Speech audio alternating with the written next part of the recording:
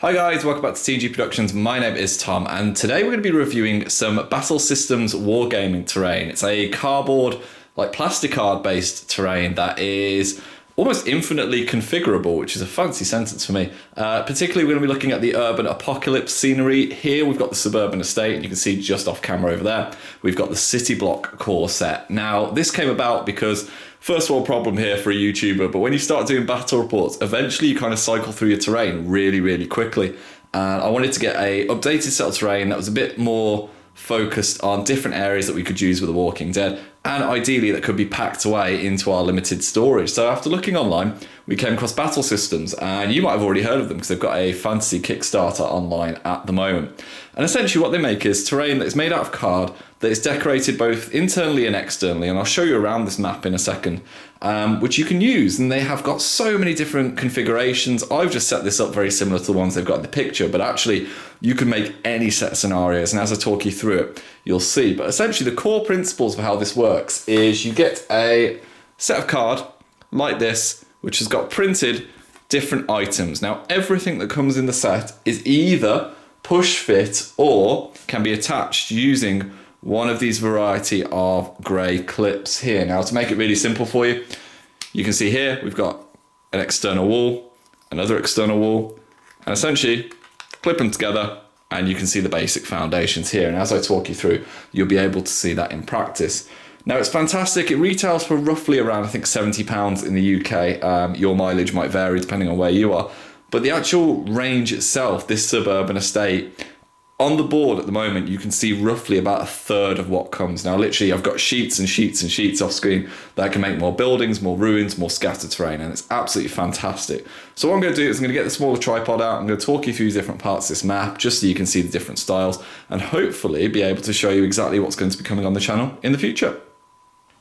Okay, so as mentioned, this is kind of marketed as urban apocalypse terrain. So you could use this with, like, you know, the Fallout game, you could use it with Zombicide, but obviously it goes fantastically well with the Walking Dead range by Mantic Games. Now, one of the main reasons this attracted me to the product was because I'm looking at kind of increasing the verticality that we have in our battle reports, because essentially it's very difficult for us to use the tripods in such a way that we can show the entire battlefield while also getting a sense that these are buildings. You know, quite a lot of the time buildings are impassable areas of terrain when they're on camera, but in a normal game with your mates you often do play on the indoors, but it's just tricky with the camera. So this set coming with buildings like this ruin section here is phenomenally useful for that. You can see it doesn't really obstruct anything, and I can construct it to have ruin walls where I want for portable cover. And there's variations with having a complete floor here. The mat that it comes with is neoprene, so if I just fold up the corner there, you can see a little bit thinner than a normal kind of density neoprene mat, but absolutely no issues at all with it. Really good quality, and I think that coming with the set is huge. And the set itself, if I lift up some of the models here, you can see just underneath here has got certain areas that allow you to have like a flooring. This is the natural one here. At the back, if I can just move away some of the grass here, you'll be able to see there's kind of a checker pattern that's just hidden behind. And that means that when you get inside the buildings, they naturally have an area of flooring, but you can, like these driveways and the grass, put down sections to kind of cover that up, to make it seem like it's fields, like it's farmland, whatever you want to do. And actually there are some big sections that come in the set, which are like big concrete squares. So if there's an area you really don't like this area, and you want to make it a car park, you've got the opportunity to do that. Now everything that we've got in the set here is loose. I've just kind of put it flat down, but actually they do say that you can use things like blue tack to attach signs to walls. So there's an example of a sign just here. You could kind of strap that on. They've tested it and it doesn't really damage the card in any way. You can see some of the examples of the items here. If I just bring it to camera, you can see push fit together, but to be fair, that chair's never going to change. So you could put a dab of PVA or super glue on there. And the scatter terrain is just absolutely fantastic. It's really useful having things like steps, having things like tables here, really valuable, and just being able to build it out. Now, when you actually push the items out, there are videos on the Battle Systems website that talk you through each sheet. So essentially they will demonstrate how you can build everything. And I've put things together really quickly here, but you can already see items like the crates here. I didn't realize actually they come with an extra area that you can glue on. If you see there's just a little bit of an extra piece of card, which kind of helps keep it in place. They've thought of really good ways of doing this. Items like the container here are reversible. So you've got the ability to build them with slightly different configurations, which is again really useful because you've got a couple of sets of everything really in here. There's one set of the ruined buildings, but there's a couple of sets of the suburban houses. They've all got different patterns that you can make use of. The shop fronts as well have got different areas, so I think that's really, really valuable. Now what I want to show off next is what the interiors look like in the buildings. So I'll just scoot us around to the suburban buildings at the back and show those off. So here we are at the back of the map, and you can see that I've been cheeky here and not actually done the full map, but you can see what I mean about the flooring pattern. You can make buildings that come a little bit further off this. Again, I've just kind of made it quite easy for the front of camera. But conveniently, if I take the roof off here, and by the way, you can see double-sided again, you can see that the interior is decorated pretty cleanly here. If I just tilt the camera ever so slightly down, bear with me a second, folks, and just gently tilt it, you can see you've got the full interior decorated with these plastic struts. You've got doorways, you've got beds, you've got things like wardrobes here, which help decorate and help give it a little bit of personality. Now the doorways themselves, if I pull the, I think it's the garage door that's just around the corner here, come here, you can see you can choose to have them with this little slat here. Now you could actually leave them in and glue them in place so they're permanently open, but the ability to do this and have doorways that you can open and close, again, is really useful within your games. Now I really like the interior decoration here. Some of the windows, you're able to kind of break out sections of them to make them look more abandoned or less abandoned. I've kind of clipped the garages shut here just to make life a little bit easier, but further along, if I just scoot the camera along again,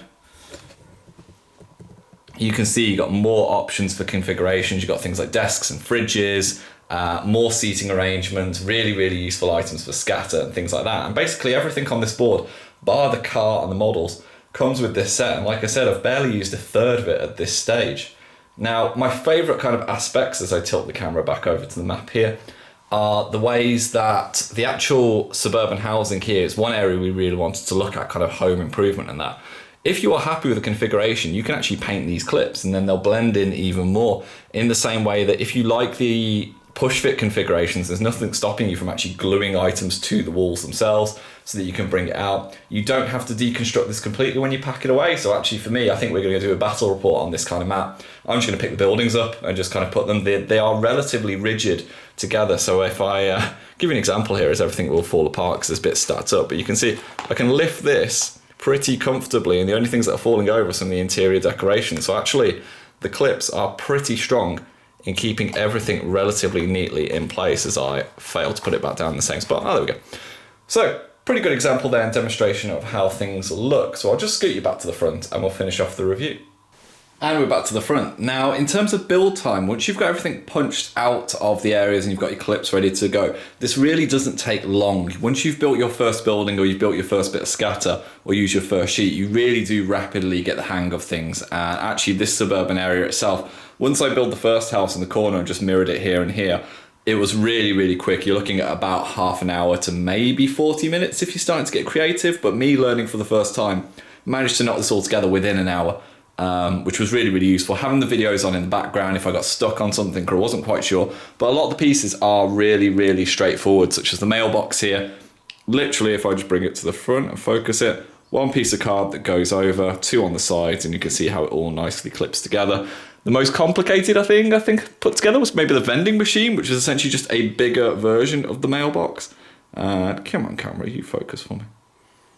As you can see here, pretty much the same kind of design. One piece of card that's got cuts in that you bend over, and you've just got to be a bit delicate when you do that to make sure they're there. But there's so many pieces of scatter which just pop straight out that you can put down.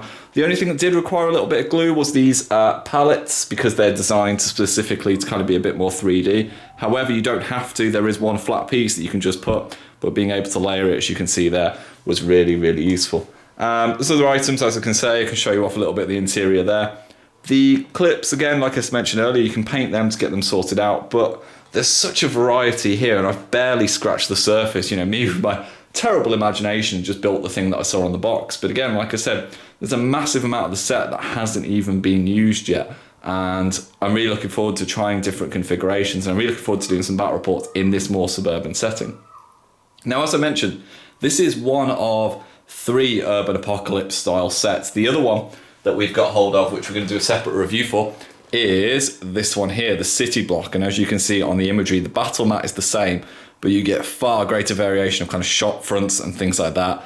and different aspects of crates and things. And quite a lot of these are included within the Suburban set, but actually is just a greater variety, or greater amount, should I say, within the city block, in the same way that there are less suburban housing and more of this kind of shop area and ruined buildings. The third set that you're available to get is called the Shantytown. Now the Shantytown has got more sprues like this of the ruined building and then less of the suburban area. So realistically, every set, I think, comes with at least one of something, and then essentially your preference is, do you want it to be more of a suburban setting, more of a city setting, or more of a kind of ruined setting? And I think that just depends on the game type that you're playing. Something like the city blocks is going to be ubiquitous for something like Zombicide. It'll work for a lot of games. It'll even work with something like Batman. However, the suburban setting is absolutely ideal for The Walking Dead. It might be really useful for some other games that incorporate that kind of more homely, rural setting. And then the Shantytown is ideal for Fallout, Wasteland Warfare, any of your standard zombie games, but actually it could probably be used for things like 40k, fantasy style aspects, but there's a fantasy Kickstarter going at the moment. Or maybe even something like Gorka Morka. Actually, these ruins would be really, really cool with something that involves kind of that kind of base taking over. So for me in particular, closing thoughts are, it does exactly what I wanted it to do, and I actually got really lucky in terms of finding this when I did before we started the campaign. But it is quick to build. It stores away perfectly. If I want to store the buildings whole, I can in a box or on a shelf. If I want to flatten it all down, it stores completely flat and goes away. The items like this, which are already built, can just go in a little tub and then I don't have to rebuild those. It's out on the mat quickly. The mat allows a great amount of variety. If I want to have grass here, I can. If I want to have decking, I can. And you can see just a little bit of blue tack on the bottom here just to keep it down. So massive thumbs up from us, I think. And you're certainly going to be seeing it on future Walking Dead battle reports in the campaign, and we'll be getting the city block out as well. So if you've got any questions, you want to know anything in detail, please do check us out in the comments, or if you want to have a look at this in greater detail, strongly recommend the Battle Systems website. Like I said, there's tutorials for each of the card sheets before you buy them. You can look at the different options, and there's often kind of sales that pop up for different varieties. Like I think you can even get the Suburban set at the moment without the packaging, just all cellophane. I think you save 10 or 20 quid. So by all means, check it out, and we'll catch you in the next one. Hi guys, thank you very much for watching our content. It means the world to us. If you'd like to see some more videos, they should be over here. And if you'd like to support our channel, keep these lights on. You can find links to our Patreon and merchandise in the description below. See you later.